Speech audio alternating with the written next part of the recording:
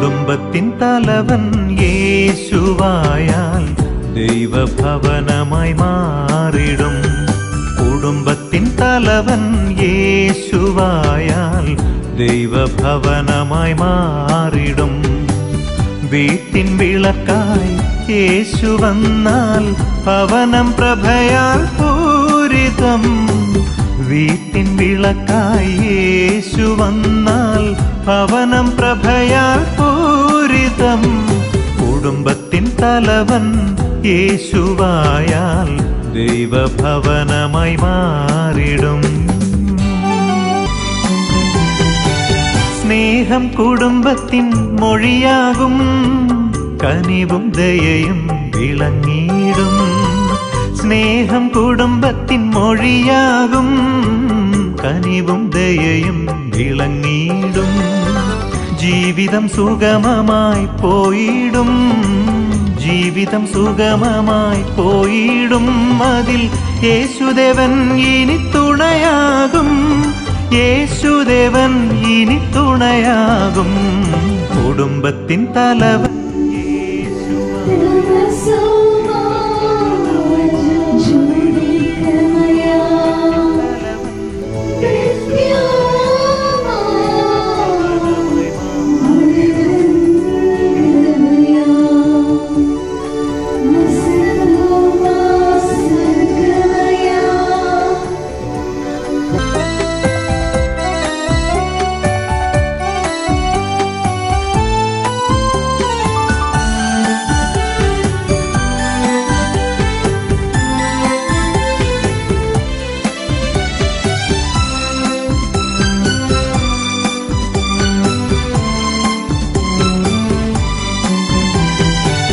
ഈയൊരു ജീവിതം പടകുപോലെ, എതിരുകളെല്ലാം അലകൾ പോലെ.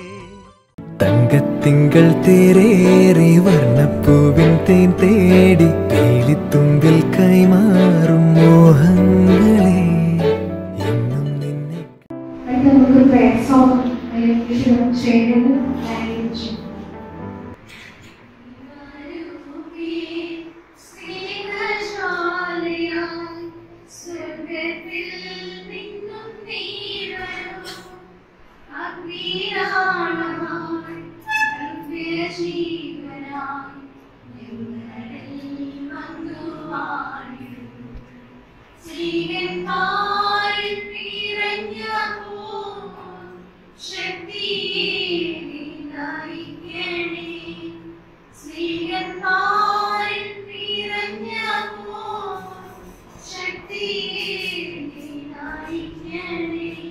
ഈ വിവാഹവാർഷികത്തിന്റെ സന്തോഷം പങ്കുവയ്ക്കാനായി നമുക്ക് കേക്ക് കട്ട് ചെയ്യാം.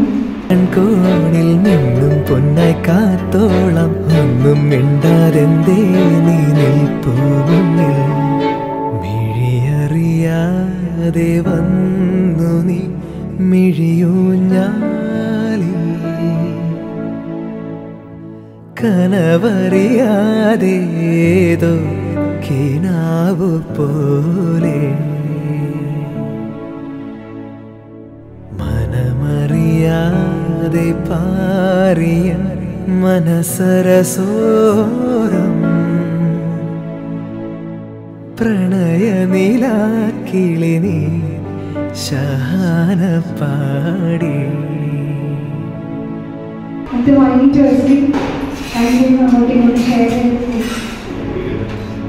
ഇതുവരെ വന്നുണർന്നിടാത്തൊരു പുതുരാ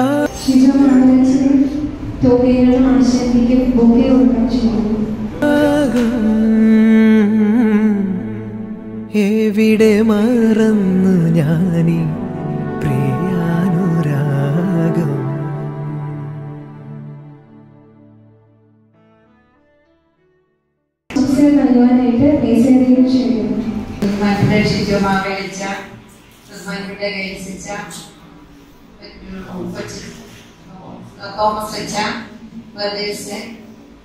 ബഹുമാനപ്പെട്ട സിസ്റ്റേഴ്സ്, പ്രിയപ്പെട്ടവരെ, കുഞ്ഞുമക്കളെ, ഇന്ന് വളരെയധിക സന്തോഷത്തോടുകൂടിയാണ്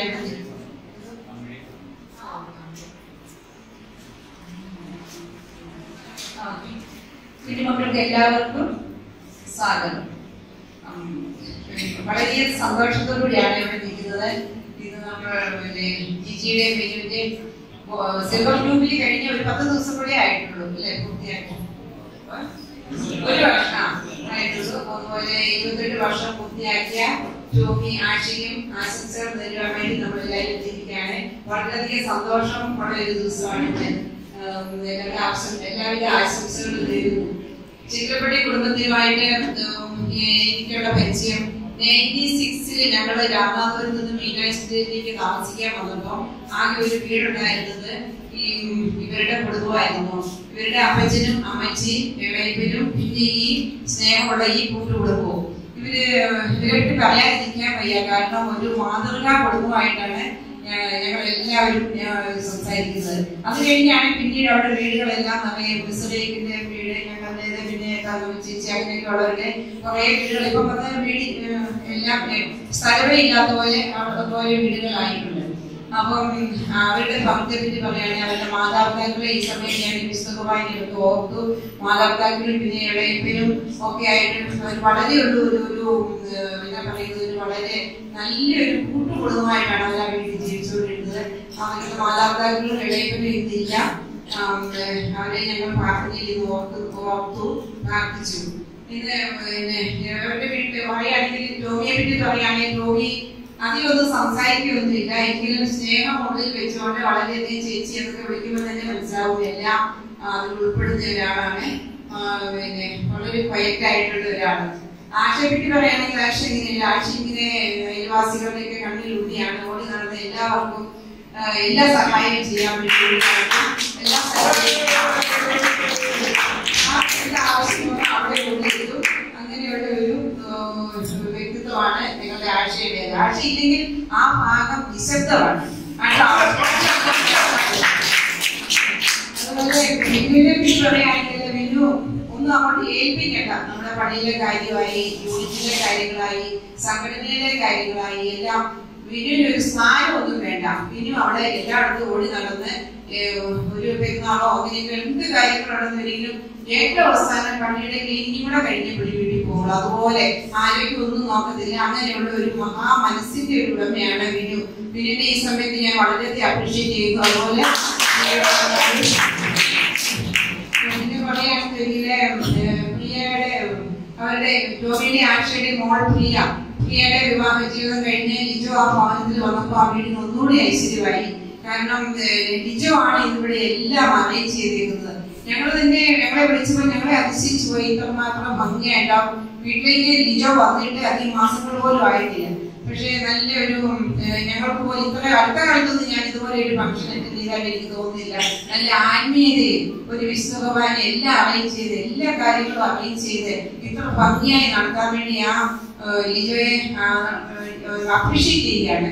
അതുപോലെ തന്നെ ലിജോ ഒരു ഭാഗ്യമാണ് ചിത്രപ്പള്ളി കുടുംബത്തിന്റെ എന്ന് ഞാൻ ഉറച്ച് ഞാൻ പറയുകയാണ്. അതുപോലെ ലിജോ അതുപോലെയാണെന്നുണ്ടെങ്കിൽ ലിജോയെ അതുപോലെ വളർത്തിവിട്ടത് ആ മാതാപിതാക്കളാണ്. ആ മാതാപിതാക്കൾ മൂല്യങ്ങൾ പകർന്നു കൊടുത്ത് ആ മകനെ വളർത്തി, ആ മകനെ പ്രീതി കിട്ടി.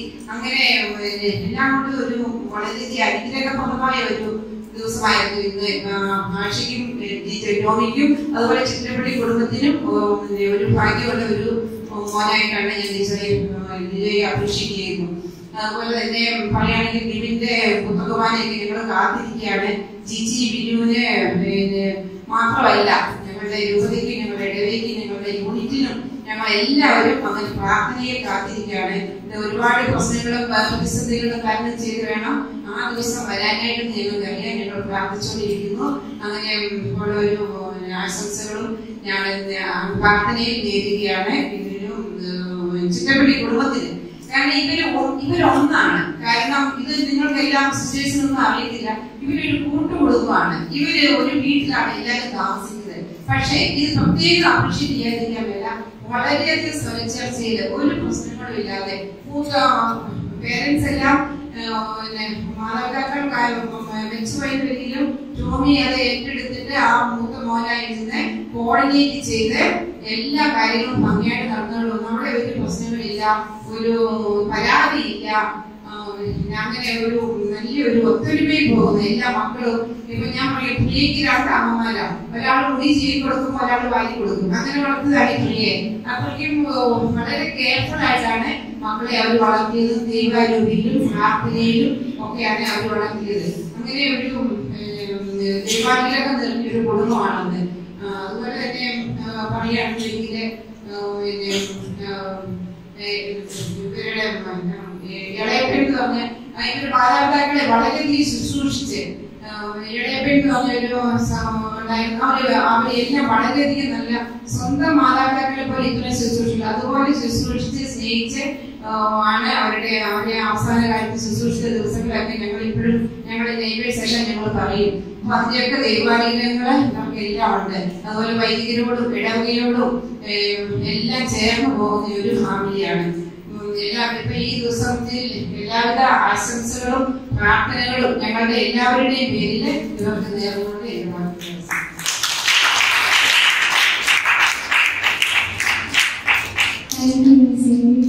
നമുക്ക് ഈ വിവാഹ വാർഷികം ആഘോഷിക്കുന്നത് ഒരു ചെറിയ പണി കൊണ്ടാണ്. ഓക്കെ അല്ലേ?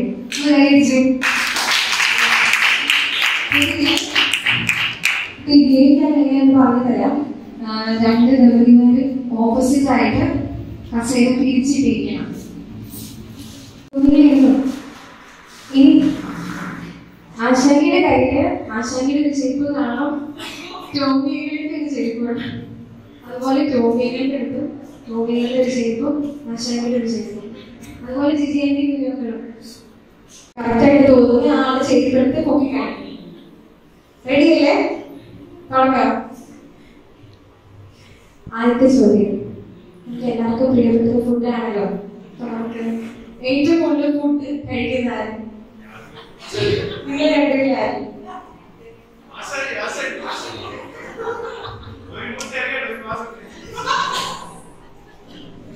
ചെരുപ്പ് നോക്കി കാണിക്കണം.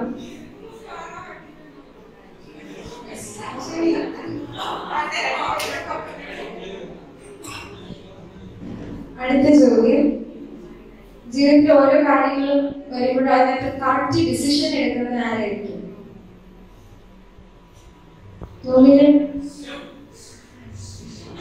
നോക്കാൻ പാടില്ലേ? നല്ലോണം ഉയർത്തി പിടിക്കണം. ജിജിയേക്ക്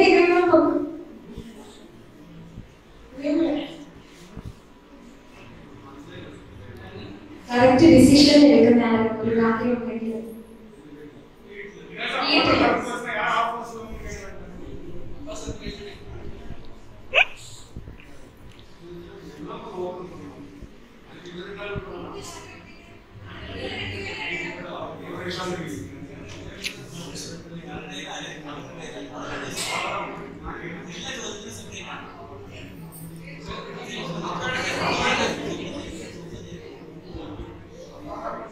ഓക്കെ. അടുത്ത ക്വസ്റ്റ്യൻ, ഏറ്റവും കൂടുതൽ ദേഷ്യം ആർക്കാണ്?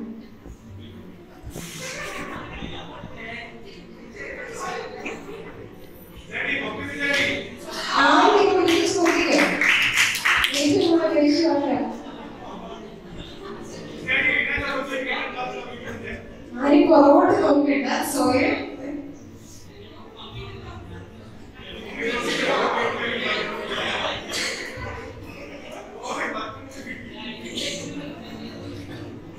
നിങ്ങൾ ആലോചിക്കാൻ ഫോണില്ല, നോക്കിക്കോ.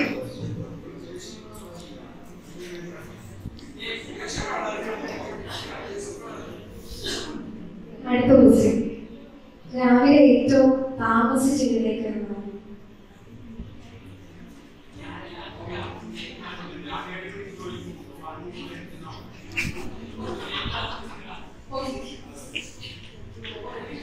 നാലുപേരും ഒരുമിച്ച് നോക്കണം.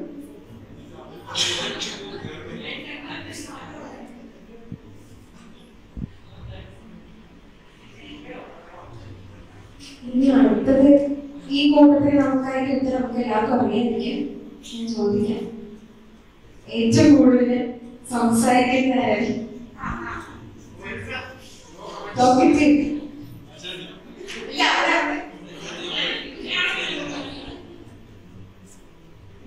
ഇനി നിങ്ങൾക്ക് ആർക്കെങ്കിലും എന്തെങ്കിലും ക്വസ്റ്റ്യൻ ചോദിക്കും?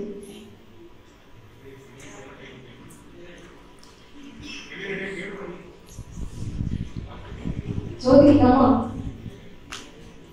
എവിടെ?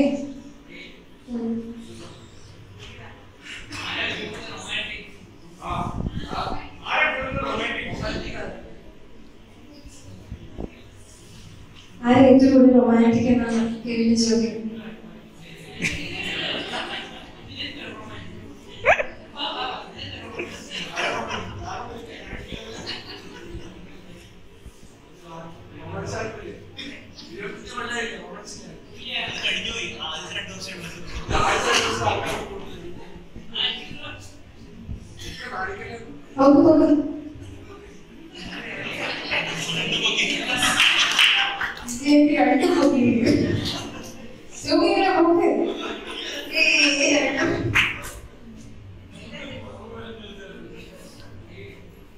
വേറെ എന്തെങ്കിലും ചോദ്യങ്ങളുണ്ടോ? സഹിച്ചേട്ടാ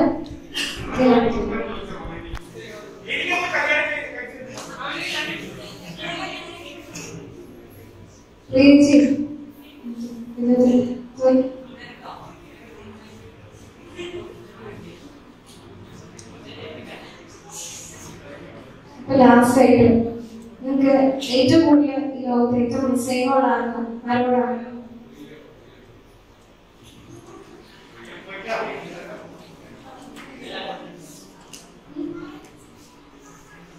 ഒക്കെ ചെയ്തു നോക്കിയിട്ടാണ് ഏറ്റവും കൂടുതൽ സ്നേഹമുള്ള ആരോടാണ്?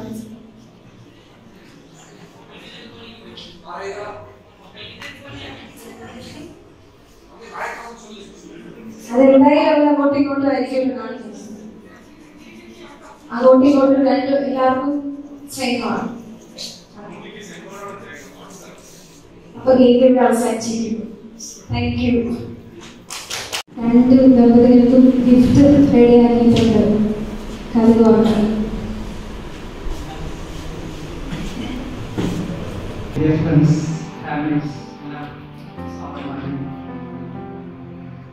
അതിന് തന്നെ ദൈവത്തിനോട് ഞാൻ നന്ദി പറയുന്നു.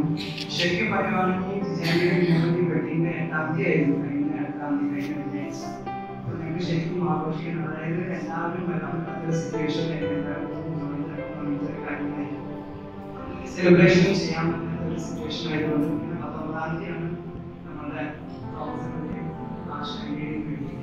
അപ്പോൾ രണ്ടിനും ഇടയ്ക്ക് ഒരു ദിവസം തീരുമാനിക്കാൻ വേണ്ടി ഞങ്ങളിതാക്കി. അപ്പോൾ 9 സമയമൊന്നും കറക്റ്റ് ഞങ്ങൾ ഡേറ്റ് തീരുമാനിക്കുകയും പെട്ടെന്ന് ഞാൻ ഗൈഡ് സെക്ഷൻ വിളിക്കുകയും ഗൈഡ് സെക്ഷൻ ഏറ്റവും വലിയ സ്നേഹത്തോടെ എല്ലാവരെയും സ്വാഗതം ചെയ്യുന്നു. അപ്പോൾ ഗൈഡ് സെക്ഷനും ഇവിടത്തേക്ക് ഇവിടെ ഏറ്റവും സ്നേഹത്തോടെ ഞാൻ നന്ദി പറയുന്നു.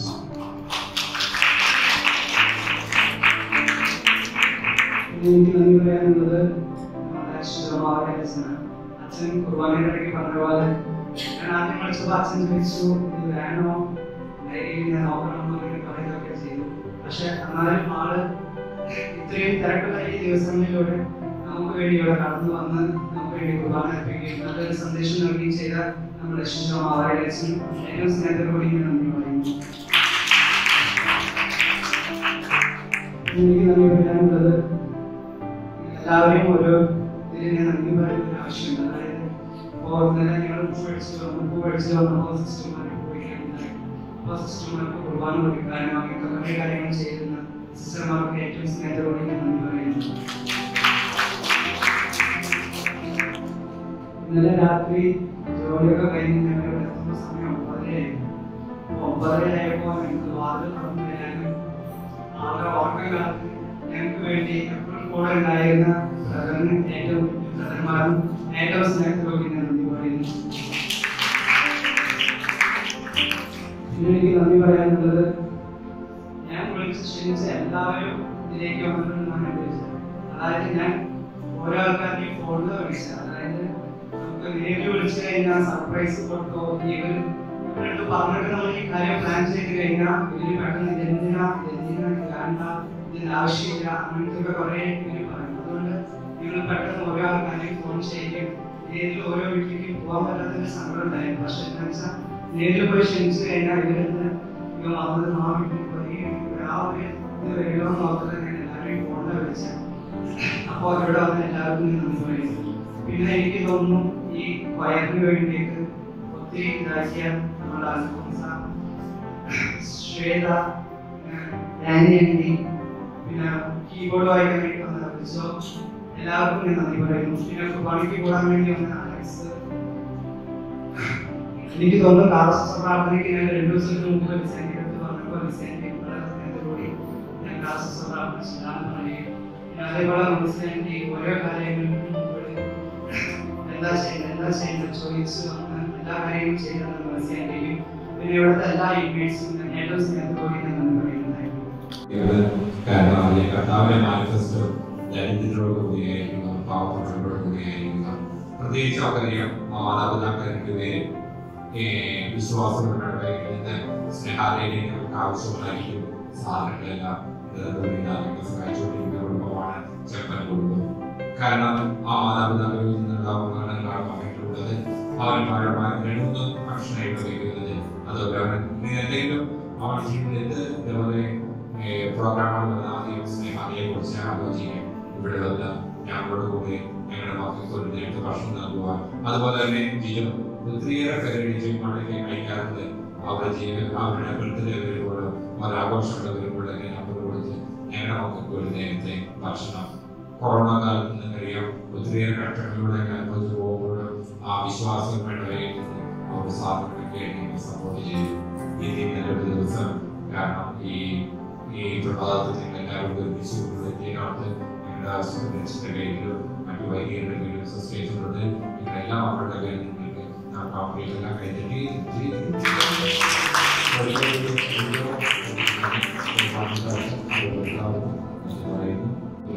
നമ്മുടെ ഗ്രാമമാതൃകത്തിൽ നല്ല മനുഷ്യരുടെ നിങ്ങളെ പോലുള്ള നല്ല ആളുകളുടെ നല്ല മനസ്സുകൊണ്ടാണ് സ്നേഹാലയം മുന്നോട്ട് പോകുന്നത്. കാരണം ഒന്നും നിങ്ങൾ കൊടുക്കുന്ന ഒന്നും നഷ്ടപ്പെട്ടു പോകില്ല. കാരണം നിങ്ങൾക്കറിയാം ഇവിടെ കാണുന്ന സുഖ കാര്യങ്ങളെല്ലാം നിങ്ങൾ തന്നതാണ്. നിങ്ങൾ തന്നാണ് കഴിയുന്നത്, ജീവിക്കുന്നത്, എന്നും കടപ്പെട്ടിരിക്കുന്നത്.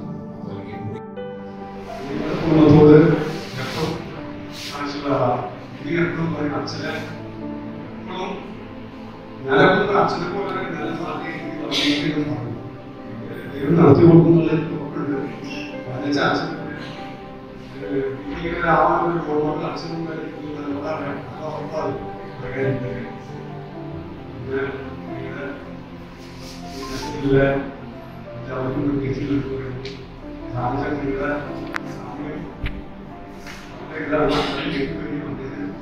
വളരെയധികം സന്തോഷമാണ്. അതോടൊപ്പം പക്ഷെ ആ സ്ഥലത്ത് വളരെ ഭംഗിയായിട്ട് ഈ കാര്യം നടത്തി. കാരണം എനിക്ക് 25 ആഘോഷം ശരിയായിട്ടുണ്ടാവും. ആ സമയത്ത് ഞാൻ പക്ഷെ അവളങ്ങനെ ചെയ്തില്ലാന്ന് പറഞ്ഞതിന് വേണ്ടി എന്റെ മോന്റെ സ്ഥാനത്ത് നിന്ന് ഈ പരിപാടി വളരെ മനോഹരമായിട്ട് ഞാൻ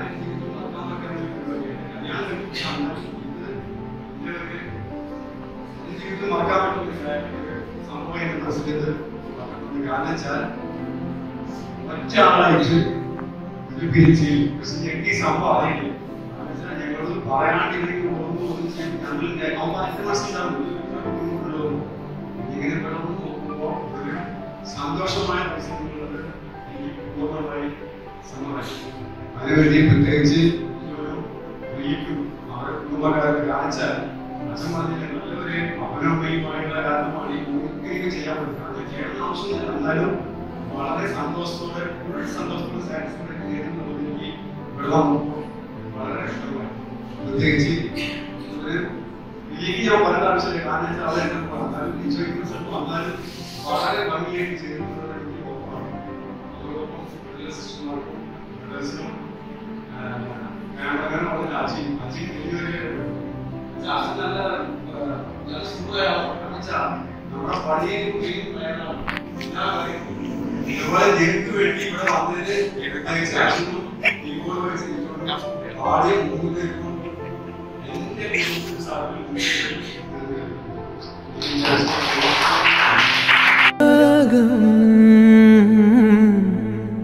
എവിടെ മറന്നു ഞാനീ